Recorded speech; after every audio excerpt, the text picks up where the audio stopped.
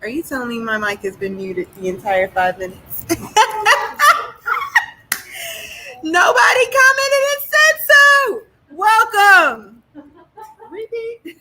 Welcome again to YWCA Dayton's new series, the YW Mission Moves Gem City Earth Tones. My name is Taylor Curtis, YWCA Dayton Advocacy Manager, and I am here to welcome you to Gem City Market, those of you who are here in the community room with us, and to those of you watching, tuning in live on YWCA Dayton's YouTube channel. We welcome you, and we are glad to have you. This series is a new series that we will be engaging in every fourth Monday here at Gem City Market from 5:30 to 6:30 p.m., discussing all of the issues surrounding race and health. And we're talking about these disparities in great detail, and we have some wonderful panelists with us here today that will be speaking to not only the issues of race and healthcare, but also what that looks like for intersectionality. YWCA Dayton has a mission of dedicating to eliminating racism, empowering women, and promoting peace, justice, freedom, and dignity for all. In order for us to do that, we have to start with acknowledging the issues within our systems so that we can change the culture and be the change that we want to see. My name is Taylor Curtis, and as YWCA Dayton's advocacy manager, my job is dedicated to building awareness within our community. We offer training and consulting where we bring consultants to your organization, to your business, to your institution, and provide cultural competency training, diversity, equity, inclusion, justice, and more that will allow you to shift the internal structures of your systems and your organization into a justice-centered organization. Those of you may know me as the former Black Studies Director at St. Clair Community College. You may have also known me as the youngest Black female to receive tenure in the history of the United States of America, or as a psychology professor or a singer in the band Frequency. However, I have moved from that position as tenured into a position directly into the community where I can work hands-on in eliminating racism in a way that our systems and structures do not allow. I'm so grateful to be here as we discuss all of the issues that we see within our community and how we can be a part of the change. This is not just about us talking and having a discussion, but about us putting action behind our words, learning how we as citizens within the community can be a part of the change and be a part of the shift that we want to see, and call out those of our community who are unaware of the issues and call in those who want to be a part of the change. And so we're so grateful that you're here with us today, and we look forward to today's event as we have some great dialogue with some awesome panelists, including one very, very, very special title winner that I will introduce to you soon. We are super happy that you are here again. Please like, share, subscribe, and tell other people to join us every fourth Monday from 5:30 to 6:30 p.m. as we discuss racial disparities and lift up the voices of our community as we recognize the issues that harm us, not even just us, but the people that are going to come from us. When we look at community, we have to look at the overall picture. And community is not just an individual, it's not just a neighborhood, it is an interdependent place where we have structures from our neighborhoods to our schools, to our hospitals and our healthcare, to our churches and our other areas, just like our own markets. And it's important that we recognize the emphasis that we have to have on how we all work together as a part of a system, as a part of something much, much, much greater than ourselves. Talking about the history of healthcare and the history of healthcare disparities, we must go all the way back. And when we go all the way back, we recognize that this country, the United States of America, has not had the best track record when it comes to how we take care of one another. When we look at the Trail of Tears and the way that this country has been colonized, we can recognize that healthcare issues started there, where we saw individuals who were native to this land be stripped from their rights, be stripped from their own places, from the things that they use for their own healing, and then inundated with diseases that were foreign to who they were. After we saw that take place, we saw the mistreatment of that group of people. Indigenous folks were mistreated over time, and they were stripped not only of rights to health care and the land and the plants that were used for healing, but then they were put into silos, into positions where they were living in poverty, where they still are living in poverty. A group of my students came together and created blessing bags where we had toiletry items and the everyday things that you might need. And we sent those to the Lakota Native American tribe in Pine Ridge Reservation. And when we did that, we found out that there were 40,000 people on that reservation living in poverty, where us sending travel-sized toothpaste and travel-sized toothbrushes and the very basic necessities that we all take for granted was something that they were amazed by.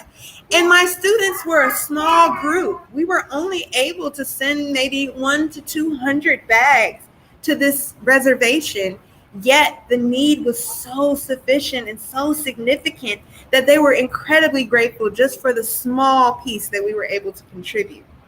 That's just the start. If we look further, we can look at how we've seen slavery take place.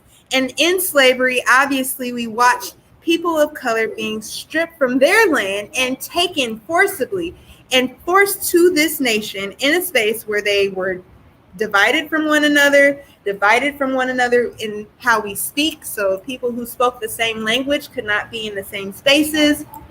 People who had similar traditions could not be connected. People were forced to release those traditions and embrace a new world and things that were not really made for their survival, but more so made for them to be bred, made for them to be sold, and made for them to make profit rather than being taken care of as human beings. That right as a human being did not even exist for people of color for many, many, many years. What we actually watched was a totally different perspective. We saw individuals experimented upon through medical apartheid after slavery, during slavery. We saw healthcare providers operating on doing surgery to testing and experimenting medication with people of color. We can look back to experiments like the Tuskegee experiment, where people of color who were identified as having a deadly disease were just watched to see how that disease killed them rather than treated, even when the treatment was already discovered. We watched how Guam had U.S. prisoners who were forced into receiving a vaccination that was of syphilis. So it wasn't a vaccination that was going to protect them. It was not something to inoculate them. It was simply just to see how badly this disease could hurt or harm a human being. We could look at experiments done on children, where children as young as 5 to 9 years old in Lyle Station, Indiana, were experimented on in an experiment that their parents were told was for head lice and ringworm, when in reality they were done radiation experiments upon that left holes within those individuals' heads even into their adulthood and damaging their quality of life. When we look at how that presents now and some of the unfortunate mistakes that have been made by our U.S. government, by our systems of healthcare, we start to recognize that there is something even more insidious that is taking place right here, right now, right within our faces. And that is racism. And it's happening as a public health crisis. And the way racism takes shape now may not be as blatant in some experiment or as noticeable as declining human rights blatantly and outright. But now what we're seeing are people who are going to the doctor, and because their literacy of health information is not provided to them, they may not know what that doctor means. And because they don't know what the doctor means, they don't know what decisions to make. Perhaps because their education has been impacted by systems of racism, they are not even aware of the questions they should be asking to get the proper health care or how to advocate for the proper health care for themselves. When we look at the attitudes and the biases that we see within our textbooks of medical health, we see that nursing students and doctors are learning that people of color have different pain tolerances, different stereotypes that lead and mislead people into maltreatment. What we see is a constant cycle, not only in the way that we're being fed and the way that we eat, the way that we're being treated within the doctor's offices and the hospitals and healthcare, even to the emergency room professionals like that of last summer when we witnessed an emergency room professional who also happens to be an Ohio senator make a very, very unsavory statement that said perhaps colored people, which is a derogatory term, don't wash their hands, and that might be the explanation of the uptick in COVID for Black and brown people, when in reality we know that underlying conditions in Black and brown people are more prevalent throughout our community because of the lack of health care, because of accessibility to health care, because of the foods that we are eating that are negatively impacting our bodies because they are cheaper and more affordable by design. And so as we look at many of the different things, and throughout this series, we're going to look at many of the different things that contribute to the color of healthcare, we have to acknowledge that there are things that we can do differently. One of the areas that we're going to highlight today specifically speaks to the issues of women of color in healthcare. And today we have an awesome guest who is going to speak a little bit about that. And her name is Maddie Weiler. Yeah. Come on in here, Maddie. Hi, Taylor. Thank you. So good to have you. Yeah, I'm excited to be here. It's exciting to have you. Tell us more about yourself. Yeah, so I work at the University of Dayton Center for Leadership, so I'm the Assistant Director of Leadership Programs there. I manage our, specifically our custom work, our student leadership work, and our women's programming. And then I also am the Director of Community Events for FemAid Collaborative, which is an organization here in Montgomery County that specifically focuses on ending period poverty in this area. So I'm coming to it, I guess, from that lens, leadership and period poverty, and I'm also a former high school teacher, so probably end up talking about that too.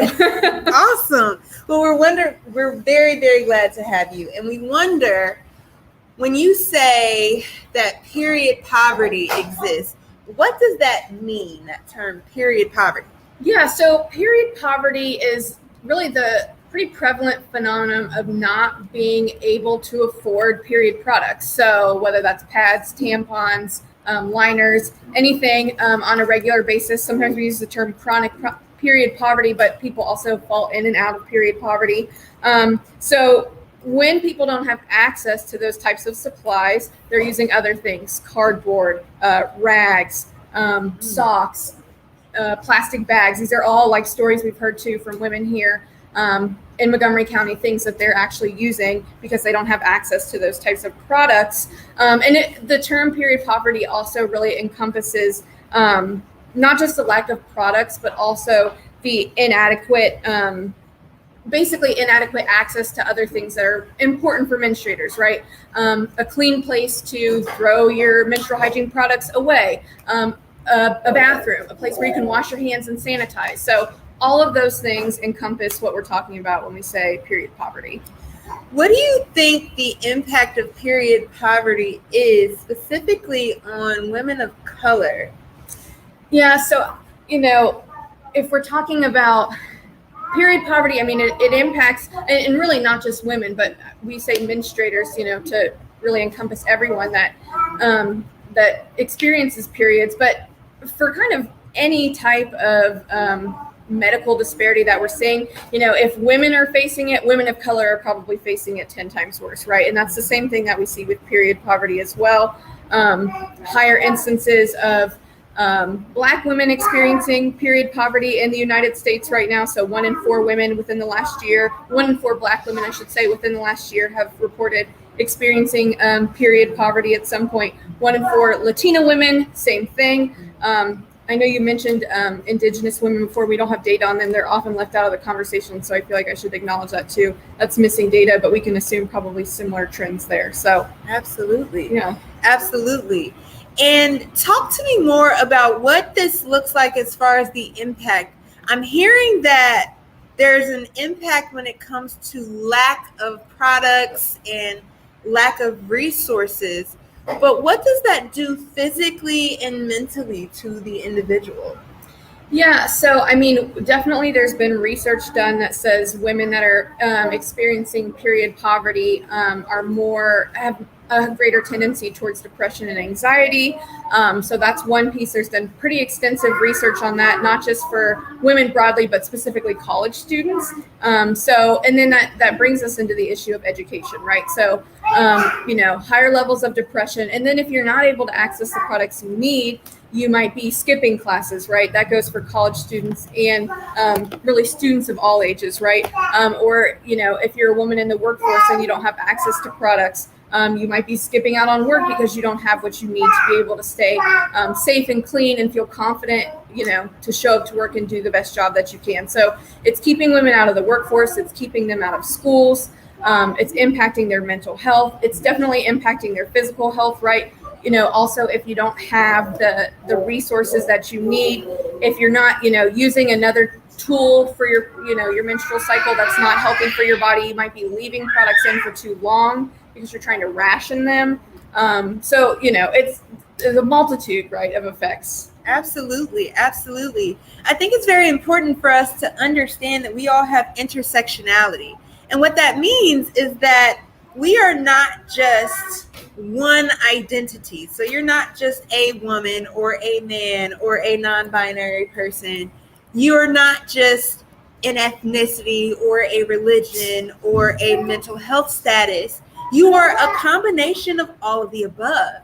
And so based on your age, your gender, your sexual orientation, your ethnicity, your nationality, your religion, your ability or disability status, your mental health status, and many other factors, all of these things play a role in your social location or where you fit in society.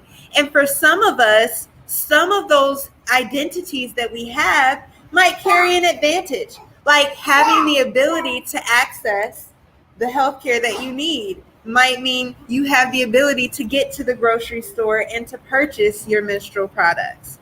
Or it might mean, when it comes to socioeconomic status, that you do not have what you need to be able to purchase your own menstrual products. And so just depending upon where you sit in each identity based on how society has given us advantages, we all have different responsibility then to leverage those advantages that we have. So perhaps you're a male in this conversation, and I'm sure for those males in this conversation, you might have went left and said, wait a minute, this is about healthcare. How did we get here? It's because these are things that a male may not have to think about. A male doesn't have to think about periods. A male doesn't have to think about having the necessary products to deal with the periods. A male doesn't have to think about the mental strain that comes with the period. For some of us, we have it a little worse than others. There are mental health disorders associated with periods. I've been diagnosed with premenstrual dysphoric disorder, which I describe as PMS times 10, where you have depression, anxiety, backaches, migraines, cramping, nausea, tenderness, swelling, all of these, bloating, all of these things, plus the mood swings at once. And to imagine having to go to work or to school or to navigate life and deal with people while you're dealing with all of that, and then add on that you don't have what you need. Can you imagine what that feels like, what that looks like?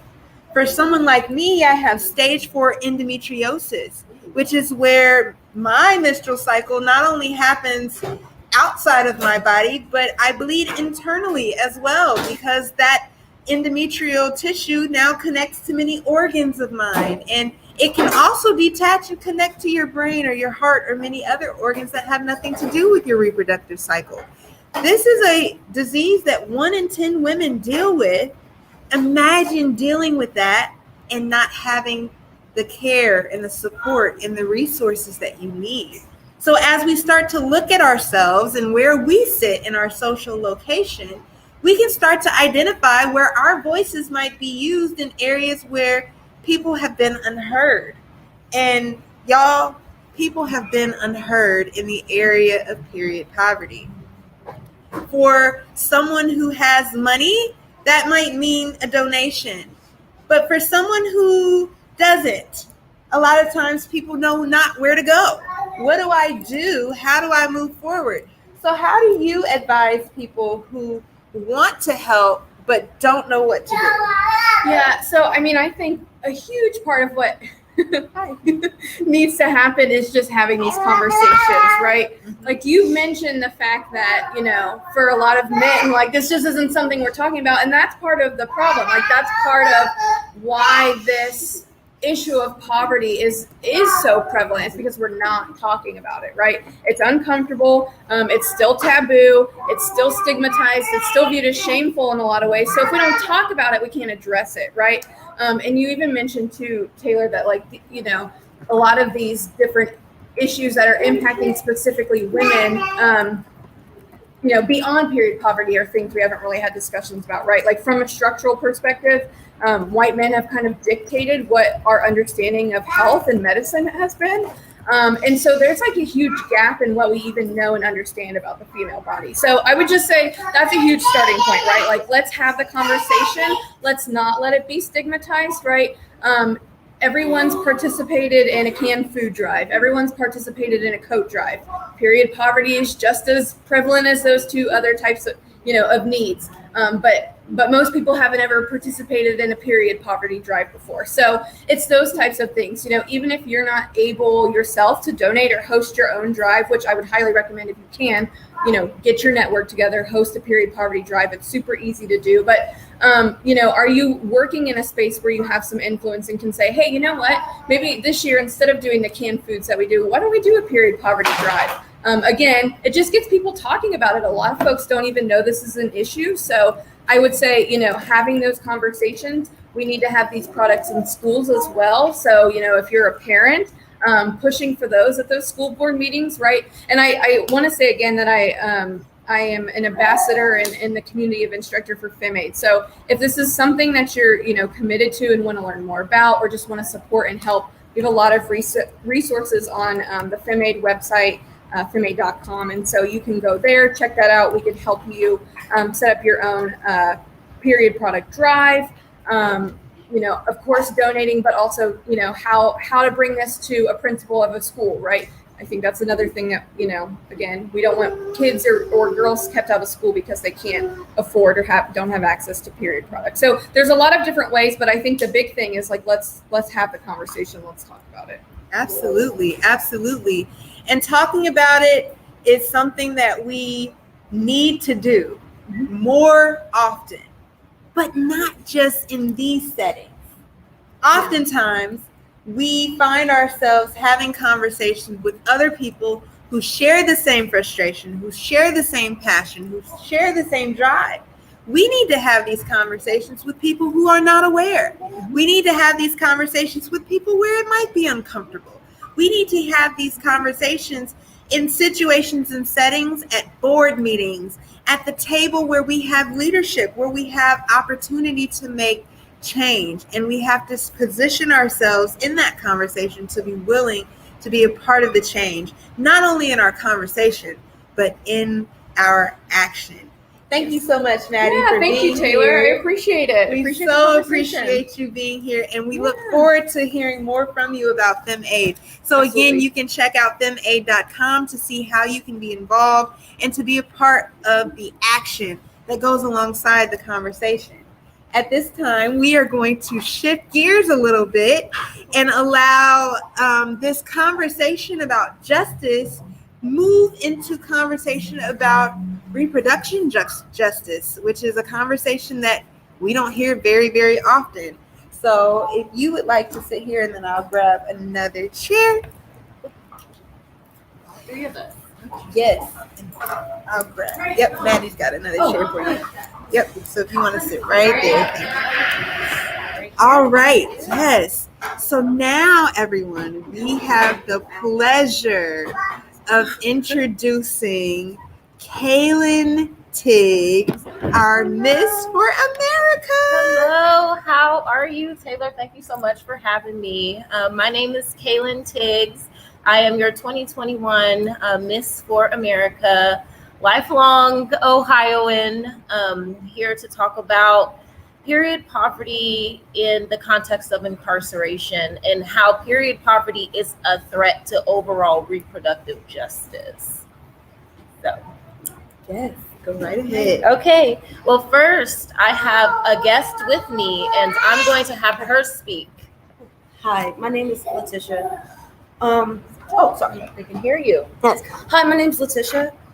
So the first time I had to scrub blood out from underneath my nails was when I was 7.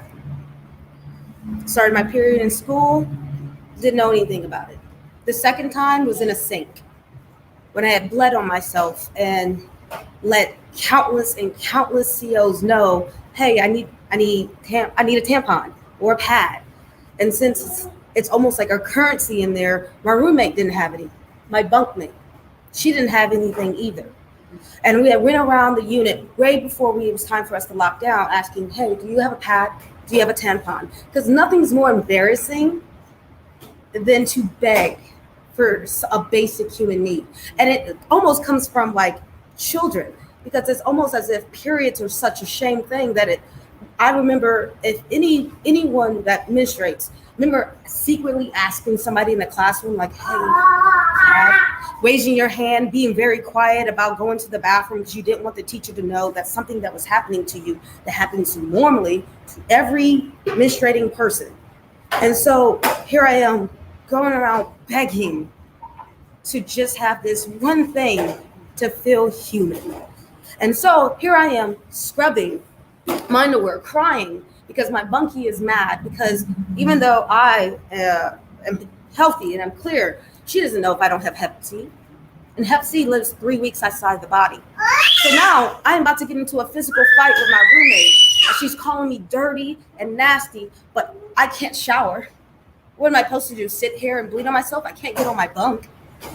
I can't sit on the toilet and then just let it happen. So after I'm crying and she's yelling and screaming and I am screaming, begging for some COs to give me something, here comes what we call a white shirt, a lieutenant or a sergeant or a captain. I am 22 years old. I am 22. And I'm sitting there and I'm crying and I'm telling them, I just need to shower. I just need a new pair of underwear because they only give you so much.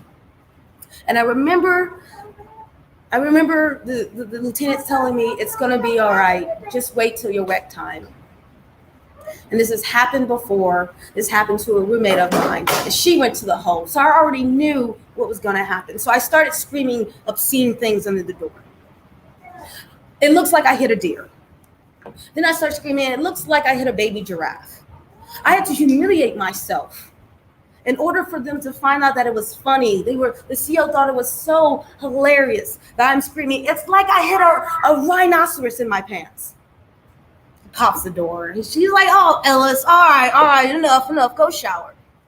Towards the end of it, when it was time for everybody to wreck, this girl named Ginger came out and pulled me to the side and looked me dead in my eye and said, do you not have any decency for yourself as a woman to scream those things underneath the door? And all I could think is, who cares? These COs they don't care about women's care. So what's this human decency how should I have that much respect and dignity for myself when I had to beg and scream and cry and scrub blood underneath my nails like I was a 7-year-old girl? Can you tell everyone where you were? I was in Dayton Correctional Institution. I did 6 years there. September 4th is actually my 3-year mark. And the sad part about this story is it's not even a sad story. There was a time, there was a basketball game. They had brought the outside women's team to come play, a college team, I think it was UD or something, to come play our females team. And then this girl named Asia made her own makeshift tampon. And while playing, in the middle of playing, it fell out. It fell out on the floor in front of these outside people, these coaches, these women, everybody in the institution. You want to see what a broken person looks like? That girl, when she walked off the basketball court, and because periods have been taught through this patriarchal system that is something to be shamed and to be made fun of, as women, we make fun of other women for the same thing that happened to us. So as she walked out and people laughed and pointed, I worried if Asia was going to kill herself. Thank you so much. So I brought Letitia here because I wanted everybody to see a face. There are thousands of women that are going through this in our incarceration system, and Black women are the fastest growing population of individuals being incarcerated. And when we talk about racial disparities in healthcare, Black women are not only at the foundation of this, but when you add these other intersectionalities, because when you become incarcerated, now you're adding a different identity. You're adding on to the Blackness. Now you're adding felon. Now you're adding all of these titles that you get, and it just continues to crush the soul of these individuals. So it's commonly believed that people go to prison to be punished, when that's not true. The actual act of removing someone from their home, their friends and family, into an incarcerated status is the punishment. And we validate the way that we treat incarcerated individuals through this mindset. Mm-hmm. And it's a widespread ideology that if you commit a crime, you deserve to be treated this way. Therefore, women are being denied their feminine hygiene products while they're being incarcerated, and no one has stepped up to deal with this. So period poverty is being perpetuated by a system of ideologies and by a system that is intentionally designed to break people down, and Black women are the butt of this right now. And so when you enter into prison, you're automatically reduced to a poverty status. If you work in prison, if you have the opportunity to work in prison, Letitia, how much do you make a month? Just as a woman, because even the wage gap is different, also in prison, I got paid $10 a month. $10 a month is what you make. Mm-hmm. As a electrician, as a plumber, as cafeteria, like there are all types of jobs. Yeah. Contrary to popular belief, people are working 8 hours for pennies every hour. Mm-hmm. And the most I've heard a woman speak that she's made was $18 a month. When you enter into prison, they give you basic things: toilet paper, maybe 2 bras, a couple pairs of underwears, and that's supposed to last you. So if you're not being provided with your products and women don't have access to them when they need them, what do you think is happening? They are soiling their only pairs of clothing. And laundry is only about once a week. And you don't wash your underwear. They don't wash underwears together. So now you're forced to wash your clothes in the same sink that you brush your teeth, in the same sink you wash your dishes, wash your hands. And like you said, there are viruses that live outside of the body. Also, there's no proper way to dispose of your products in prison. There are no hazmat bins, nothing. So now, so now women are forced to be in a cell that's not even designed for them. There's no privacy. So now women are changing their products in the open. They're having to ask male guards for these products, and those male guards often abuse their power, and they have the ability to coerce women, to abuse them. Women are so much more vulnerable because we have periods, right? And because we can't help this bodily function, it automatically makes you more vulnerable to these abuses.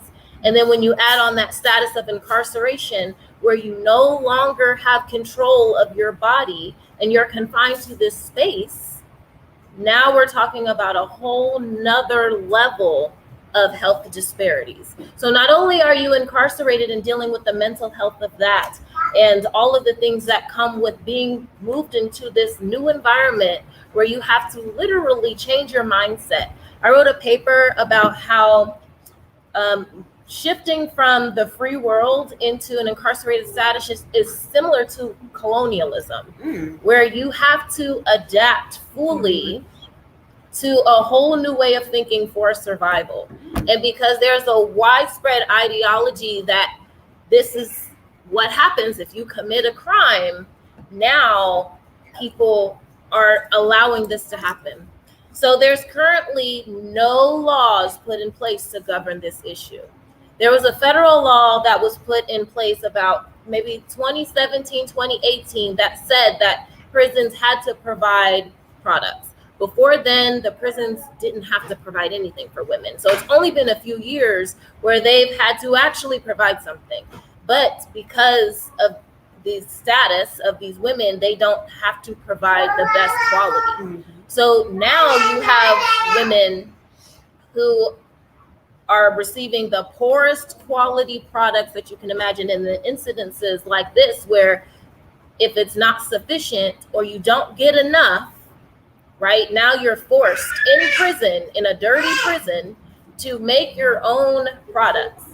So all of this is a threat to reproductive justice and perpetuates period poverty. So reproductive justice emphasizes access to resources and complete bodily autonomy, which is violated once you become incarcerated. So the status of being incarcerated is similar to like being reduced to a childlike state, which I like to call.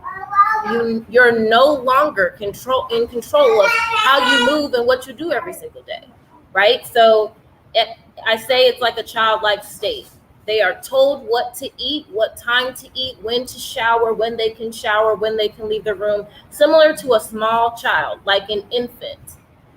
Okay, when we don't feed children, when we don't take them to the doctor, when we don't give them clothes and what they need, we call that neglect. We call that abuse. But when it comes to incarcerated women, because we validate this system, because we think these people are bad and need to be shifted off, we allow these things to happen to them. We have pregnant women who are shackled and giving birth with their hands like this. They're not allowed to touch their babies. I've heard countless stories of women who have miscarried, have lost their baby, have had to have their baby on a prison floor because of the way that we view not only just women, but the way we view incarcerated women specifically. So we're talking about reproductive justice, which includes period poverty, which is you can't access because of financial constraints, right? And we know that once you're incarcerated, you can't work to afford anything. So now you don't have access. But then the bodily autonomy part comes in, because now you're physically shackled. And if you were in the free world, you would be able to go out and buy the things that you needed. But when you're shackled, you cannot. So reproductive justice encompasses so many things, and it's an intersectional lens, right? Like we're talking about not just a woman, but we're talking about all of the identities that come with it. And so right now there are no policies put in place to govern this issue. And there has been very limited research done in the state of Ohio on this topic. So for I don't know how many hundreds of years, you've been having women who have been damaged physically, emotionally, psychologically over this thing. So I now say that the tampon has become kind of representative of this power balance where women are now having to choose between their basic needs and their dignity. I've heard stories about women in prison who won't go eat when they're on their cycle because they know that they're going to not get a tampon or a pad upon request. Now, now we have women who are, having to make a decision every single day about what's going to happen to them if they go and do this. So now they have to make a choice. And this is just something that I wanted to bring attention to, because we never talk about this in the context of incarceration. We always talk about it in the context of schools and in developing countries. But this is happening right here in the United States. I had a conversation with Montgomery County Jail, and they told me that they don't have any policies. They have what they call a best practice, where they take a handful and pass it out to women. Doesn't matter how many women are in a room. It doesn't matter if a woman has just had a baby, has reproductive issues like a hysterectomy or anything. It doesn't matter. They take a handful. One guard, sometimes a male guard, will take a handful and just pass it out. There can be up to 12 women in a room, and everybody will get maybe one. So this has caused so many issues, and the women don't even realize that this is a violation of their human rights. If you're going to lock up a group of people, you are responsible for them and for providing their needs. And as women, we have this bodily function that we cannot control. So that means it is required for them to provide sanitation products. Now we're talking about not just issues for the woman, right? But now we're talking about a community issue. Most people who are locked up will be released. But if they're not getting the products that they need, this is risking health issues for everyone involved. And they'll be back out into the community. And if they don't realize that they have an infection or they have something going on down there, they can spread it to the greater community. So violations to reproductive justice are not just any individual's problem. It is a community issue. And so I just wanted to bring that to the attention of everybody. More women are vulnerable. Women are more vulnerable to abuse, coercion, violence, and disempowerment, simply because we have a system that hasn't designed its prisons around the body of a woman. And it's something that's so fixable. And it's something that I brought up, and most people don't even realize that this is an issue. So when we talk about period poverty, we have to think about the different groups, the different marginalized groups that we don't get to see. So I wanted to bring Letitia here because she is just one of hundreds of people that I've spoken to and thousands that are dealing with this on a daily basis. And for all the women in here and everyone watching, just imagine if you started your cycle and didn't have a product. How does that affect you? Almost immediately, right? And the embarrassment and the shame. So women are being humiliated on a daily basis. And again, I'd like to reiterate that prisons are not institutions for punishment. So denying people of their needs is cruel and unusual punishment. So now we're talking about constitutional rights being violated. It's already human right being violated, but now we're talking about amendment rights being violated. And if a woman asks for a certain product and she is denied it, she is having her human rights being violated. Absolutely. So thank you so much. Thank you, Kaylin, for sharing that. And we're gonna keep this up here for a second because you said some very, very, very, very, very important things. Okay. One of them was that human rights are being denied. And I think it's important to recognize that our 13th Amendment of our Constitution currently states that no human being can be a slave unless they have been convicted of a crime. Wait, what? Yes. Our 13th Amendment of the Constitution of the United States of America currently says that you cannot have a slave unless they have been convicted of a crime.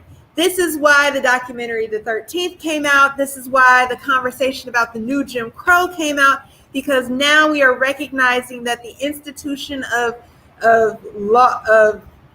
incarceration and the institution of our law enforcement system, which is not our justice system, but it's our legal system. These institutions still have a structure that says we can deny basic human rights as long as that person has committed a crime and has been convicted of crime. Even if they didn't commit it, as long as they've been convicted of a crime, they can be stripped of their basic human rights.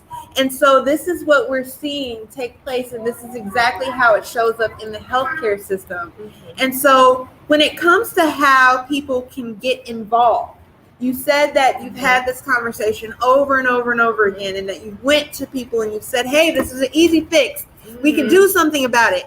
What is it that we need to do now to push that forward? Gosh, so I have a petition going that is going to be presented to Montgomery County Jail that will hopefully have them enforce policies put in place. So there's a federal law coming out called the Dignity Act. It was just introduced. Have you heard it? Yeah, the Dignity Act. However, there's still gaps in it, and it's kind of a one-size-fits-all thing. I think it's important that each jail has its own policy according to its capacity and, the demographics. So right now, I think that what everybody can do is write to their legislators, bring awareness to this problem, sign the petition, make phone calls, because even our legislators had no idea that this was an issue. I had to have them confirm that there were no laws governing this issue. And there's very limited research discussing this in an incarceration context because, again, nobody has thought about it. Or very limited amount of researchers have thought about it because we validate some of this treatment. And so take this information and start changing mindsets. We only have this problem and we only have this criminal justice system because we, the people, allow it. We the people allow it. We the people allow it, right? Through our voting, through protesting, through being in positions of leadership, we can change our system. We can change this for women. I believe Montgomery County is building a new jail. I guarantee you that jail hasn't sat and thought about a woman's body and how they should construct their cells so that women have privacy and there aren't certain conditions that exacerbates things that women naturally have to deal with. There's evidence that shows sitting on a hard concrete floor while you're menstruating can cause worse pain, right? And can do other bodily harm. Things as simple as that can exacerbate such a fixable issue. So just being aware, being educated, educating your friends and family, if you know anybody in a leadership position that has the power to change this. The sheriff, right, has the power to write his own policies for his jail. He can change this with the stroke of a pen, right? I shouldn't even have to beg or have to talk to people. This should just be something that we all as women should stand up and fight for. So really all you have to do is care, because it could happen to you. It could happen to somebody that you know. I mean, think about it in the context of a natural disaster. Anything can happen. When we had these tornadoes here in Dayton, we didn't talk about how it could affect somebody's menstrual cycle, right? That we don't have access to go to the store. We always think about food and water, but as women, the menstrual cycle is a part of us. It's a part of our womanhood. That's why there's so many things that happen, to our bodies and minds when it occurs. It's actually a very spiritual thing for us. And so to not be able to manage it safely and with dignity can cause us problems in all different types of realms. So just understanding yourself, having compassion, having empathy, understanding that not everybody who is incarcerated is guilty, understanding that we have girls as young as 10 years old who are incarcerated, who will have their first period while they're in prison.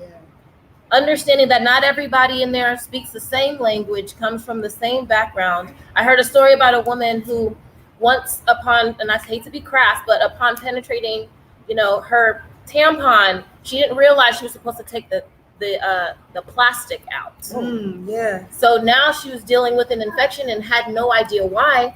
And we haven't even gotten into healthcare. So it takes months to see a doctor while you're in prison. So now you have weeks and weeks and weeks of this infection that's brewing, which exacerbates everything, your pain, your mental state. And when you're not feeling healthy, Now you're coming out of character, right? Or if you feel like you have to fight for your basic human needs, now you're turning into an animal, right? Like that's what prison does. It creates things.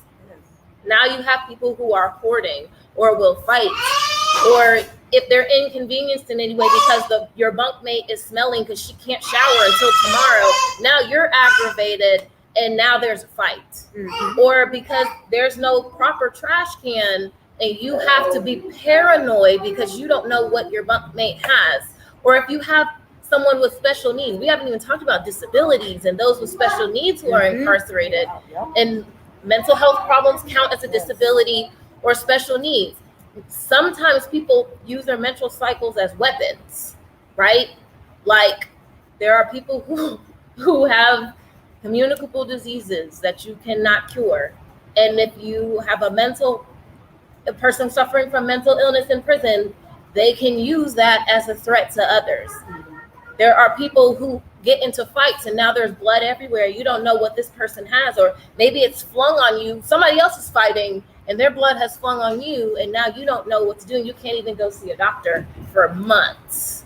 I've heard about women getting cancer and dying because they can't see a doctor for months, or being misdiagnosed, or like you said, they had a veterinarian in the prison instead of an actual woman's doctor treating women. Wow. Not even a gyno, just a regular doctor for like 4 months, 6 months. They were a veterinarian.